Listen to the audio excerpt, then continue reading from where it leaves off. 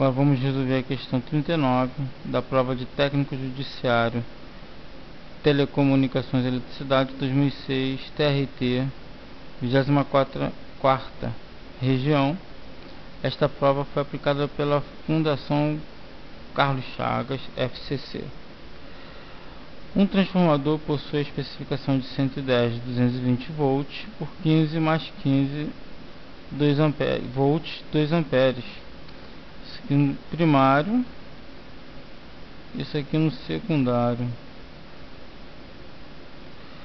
O enrolamento primário tem 3 terminais, sendo o central na cor amarela e os extremos na cor preta e vermelha. Vamos representar um transformador aqui para ficar mais fácil para a gente entender.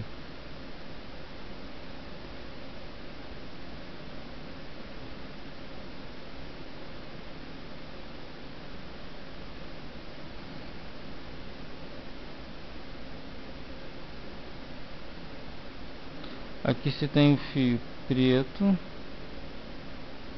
aqui o amarelo e aqui o vermelho, seguindo o que ele diz aqui no enunciado. O enrolamento secundário tem também 3 terminais, sendo o central na cor preta e os extremos verde.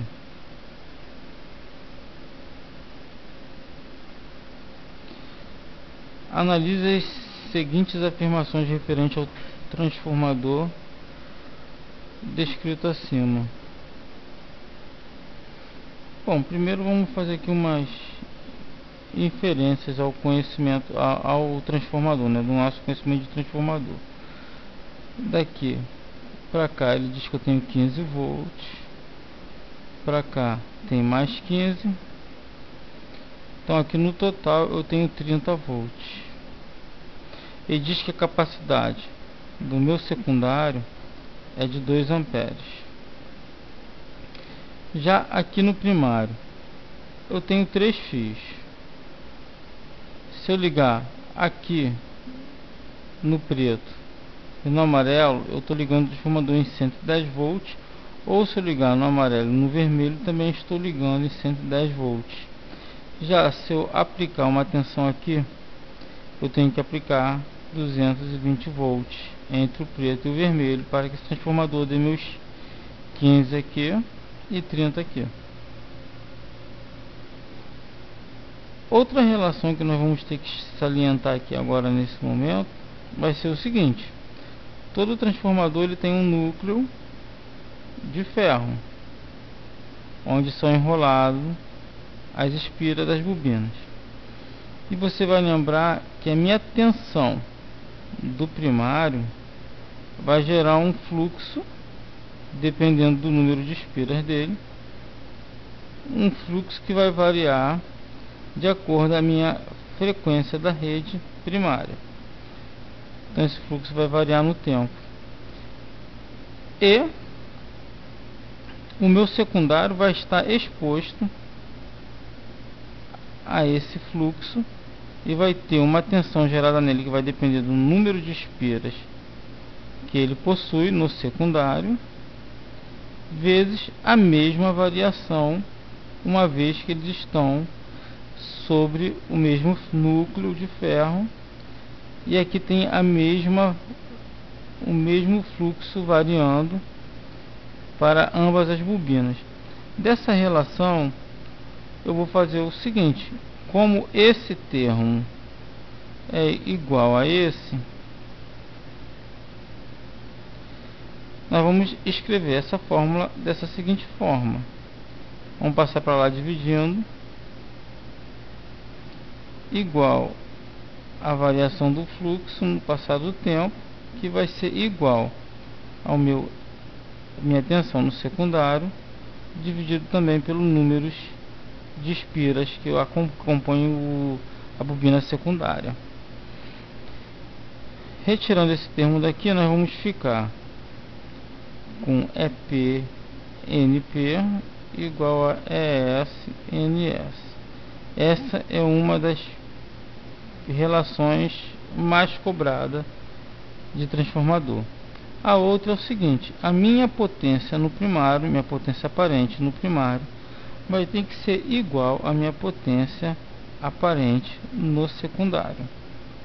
Nós vamos lembrar que a potência é igual a um produto da tensão vezes a corrente, e que SP vai ser igual a EP vezes IP, e S no secundário vai ser igual a tensão do secundário vezes a corrente do secundário. Essa é mais uma relação que nós vamos guardar. Agora vamos, com essas informações, analisar as alternativas. Começando pela 1.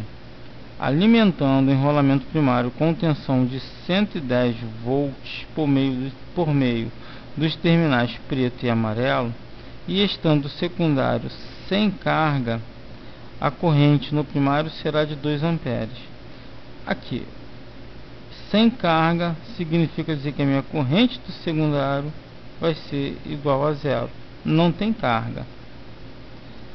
Dessa forma, eu vou pegar aqui, ó, vou pegar essa relação. Eu tenho que EP vezes IP tem que ser igual a ES vezes IS.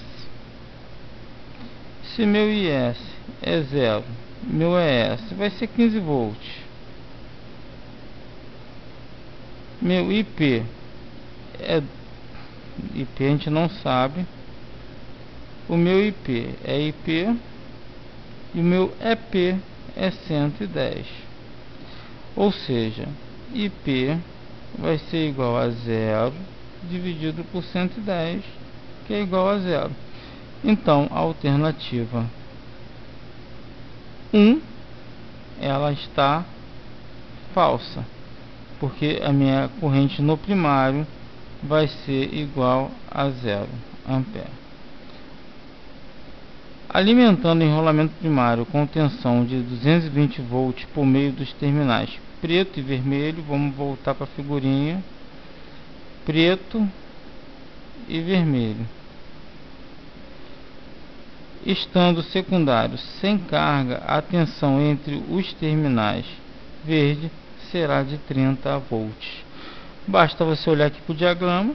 Se eu aplicar 220 volts nesses dois pontos, eu vou ter 30 volts nos dois terminais verdes. Então a 2 a gente viu que é verdadeira. A potência máxima que o transformador pode fornecer a uma carga é 60 VA. Vamos ver aqui, ó, a potência máxima. Vamos pegar aqui no SS. A minha tensão máxima que meu transformador pode me dar é 30 volts vezes 2 amperes, que é a minha corrente máxima. Eu vou ter 60 volts ampere. Então a 3 também está verdadeira. Como eu tenho apenas a 2 e a 3 verdadeira, a alternativa que responde à questão é a alternativa C. Vamos passar agora para a questão de número 40. São questões puramente teóricas. A gente tem que tentar explorar sempre o máximo que a gente puder da teoria. Em um motor monofásico de fase auxiliar de 6 terminais de acesso, o enrolamento principal está conectado aos terminais 1 e 2, e o outro enrolamento principal está conectado aos terminais 3 e 4. O enrolamento auxiliar está conectado aos terminais 5 e 6. Ele pode operar em 110 e 220 volts, dependendo do modo como seus terminais de acesso são interligados entre si e com a rede elétrica. Analise as afirmações a seguir em relação ao esquema descrito. Vamos desenhar aqui o esquema para poder ficar mais fácil de visualizar. O motor monofásico ele vai ter a seguinte representação. Ele tem um enrolamento auxiliar. Geralmente esse enrolamento auxiliar ele tem um capacitor e tem um interruptor centrífugo. aqui os terminais são numerados 1, 2, 3, 4, 5 e 6. Diferentemente do motor trifásico. O motor trifásico, só para você recordar, ele seria numerado dessa seguinte forma: não tem enrolamento auxiliar, você vai numerar assim, diferente do motor monofásico. Nesse caso aqui você poderia ligar ele em estrela, que é para maior tensão, né, RST, ou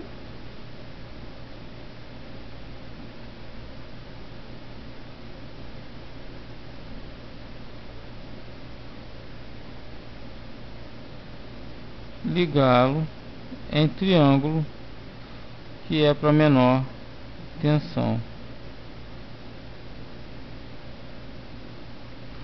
Mas vamos voltar lá para o que interessa. O motor monofásico,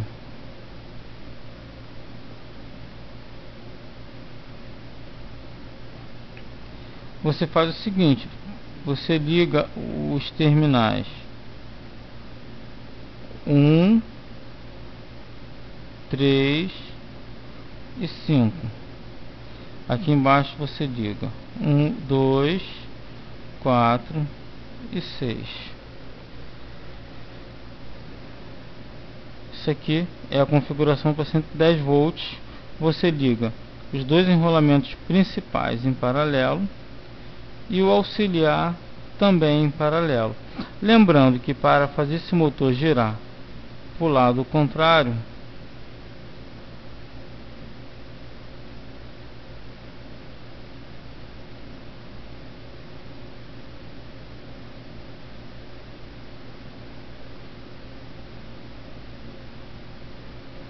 basta que você inverta o 5 com 6.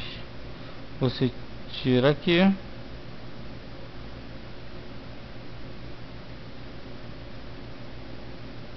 e liga cruzado.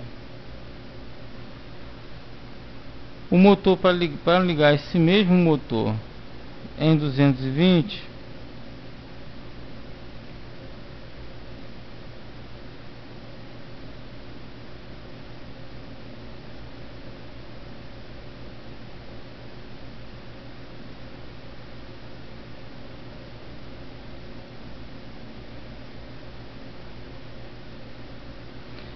você liga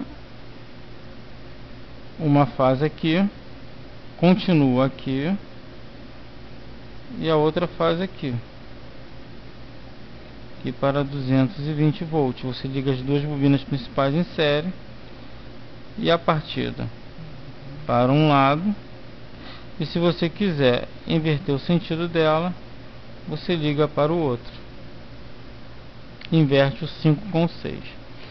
Agora vamos dar uma analisada nas opções que ele dá aqui. O enrolamento auxiliar atua apenas durante a partida do motor. Sim, é verdade. Depois que o motor atinge uma certa velocidade, o interruptor centrífugo abre. Na verdade, esse interruptor centrífugo ele começa fechado e depois ele abre, né? O enrolamento auxiliar atua tanto durante a partida quanto durante o desligamento do motor. É falso porque quando a tensão começa, a velocidade começa a cair, o interruptor centrífugo ele vai fechar novamente, mas já não tem mais energia para poder fazer com que o enrolamento auxiliar também atue. O sentido de rotação do rotor pode ser mudado invertendo-se a polaridade de um dos enrolamentos principais. Nós vimos que não, basta mudar a polaridade do auxiliar. Então essa alternativa é falsa. O sentido de rotação do motor pode ser mudado invertendo-se a polaridade do enrolamento auxiliar. Essa é verdadeira. Para operar em 110 volts, os enrolamentos principais devem estar ligados em série. Não, está errado. E para operar em 220 devem estar ligados em paralelo? Não, em série. Então essa alternativa é falsa. Para operar em 110, os enrolamentos principais devem estar ligados em paralelo, e para operar em 220 deve estar ligado em série. Essa é verdadeira. Então são verdadeiras apenas a 1, a 4 e a 6.